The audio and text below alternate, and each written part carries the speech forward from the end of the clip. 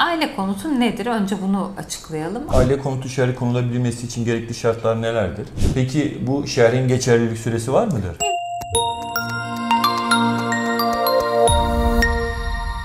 Bir hafta aradan sonra yeni bir konuyla Melek Hanım'la karşınızdayız. Bu hafta aile konutu şerhini konuşacağız. Melek Hanım hoş geldiniz. Merhabalar, hoş bulduk. Nasılsınız? İyiyim, gayet teşekkür ederim. Evet, yine sıcak. Çok sıcak. Evet. Şimdi aile konutu şerhini konuşacağız. Mutlaka ki insanlar merak ediyordur. Yani bu aile konutu şerhinin kelime anlamı nedir? Yani aile konutu nedir? Şerhi nedir?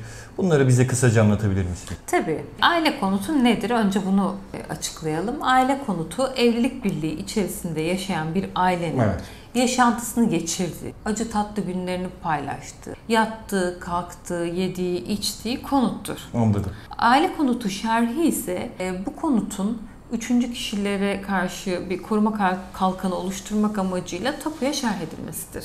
Anladım.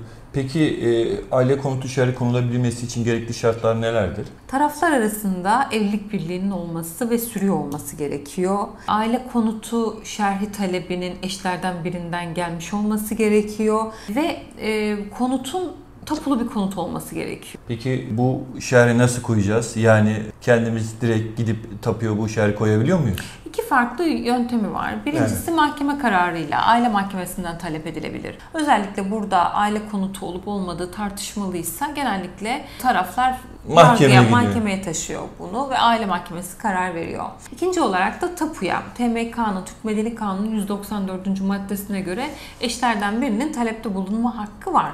Bununla ilgili bazı belgeler istenmekte. Bu belgeler neler? Aile konutu talep dilekçesi. Önce bir dilekçe yazmak gerekiyor. Başvuru yapmak için. Evet, başvuru için. Muhtarlıktan alınan aile konutu olduğunu gösteren bir belge.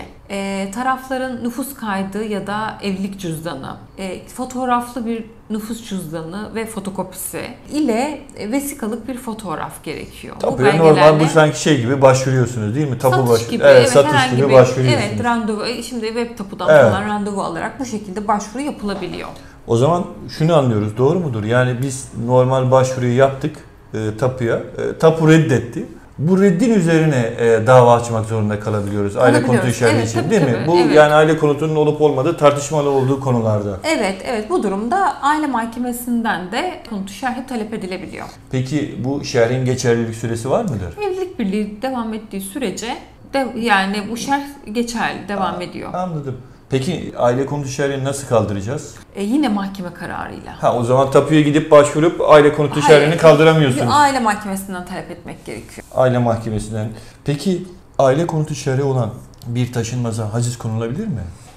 Her ne kadar üçüncü kişilere karşı koruma kalkanı vazifesi üstlense de yani haciz anlamında bir tam koruma sağlamıyor. Tabii ki haciz konulabiliyor. Anladım. Bunu o zaman aile konutu şerhi vardır. Buna haciz konulamaz diye bir hüküm yok. Haciz konulabiliyor. Yani o kadar. Yani koruma kalkanı tam da %100 etkili bir koruma değil. Bu kötü niyetli de kullanılabilir belki. Yani değil mi? Evet. Yani üçüncü şahsa olan bir borcundan dolayı aile konutu olması tam da korumayabilir. Evet, aynen öyle. Peki bu aile konutunun üzerine ipotek konulabilir ya da satılabilir mi? Diğer eşin rızası olmadan satışta ipotek konulması da mümkün değil. Konuldu diyelim.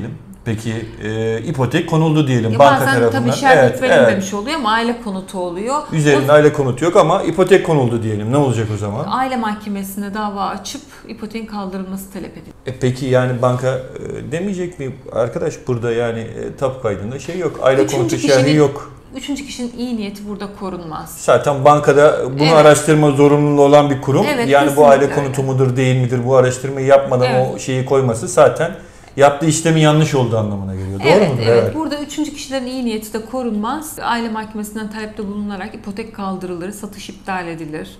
Satış iptal edilir. Peki şöyle yani şeyi koymadık, aile konutu şerhini koymadık. Eşimiz de sattı. Mesela bizim evde var mı aile konutu şerhi? Yok. Ben de sattım. Tapu da senin adına kayıtlı. Sattım. Evet. Ben onun satışın iptalini talep edebilirim, isteyebilirim. Ama alan kişi iyi niyetli. Yani orada iyi niyeti korunmaz üçüncü kişinin. Neden? O zaman burada aile konutunun varlığı daha önemli bir... Kesinlikle aile konutunun korunması ehemmiyeti daha önemli. Evet. O yüzden üçüncü kişiye karşı satışı iptal edip yeniden... Aile mahkemesine başvuruyoruz. Burada tapu iptal tescil davası askıya hukuka gitmesin insanların aklı. Aile mahkemesinde açılıyor bu davalar. Aile mahkemesine başvurarak tapunun iptaliyle tekrar tescili sağlanabiliyor. Yani sizin rızanız olmadan ben evimde satamıyorum artık. Satamazsın. Evet anladım. Peki kiralık taşınmazlarda aile konutu şerhi olabiliyor mu? Evet, aynen aile konutu şerhi olabiliyor. Yani bu mülkiyetinin size ait olması, yani eşlerden birine ait olması şart değil. Kiralık konutta da aile konutu şerhi konulabiliyor. Aynı yani buradaki amaç aile konutu olan kiralık taşınmazın eş tarafından tek taraflı kiranın feshedilememesini evet, yani sağlamak. orada aile birliğini korumak amaç. Melek Hanım, sorularım bu kadar. Cevaplarınız için teşekkür ederiz. Videoyu beğendiyseniz beğenmeyi ve takip etmeyi unutmayın. İyi günler dileriz.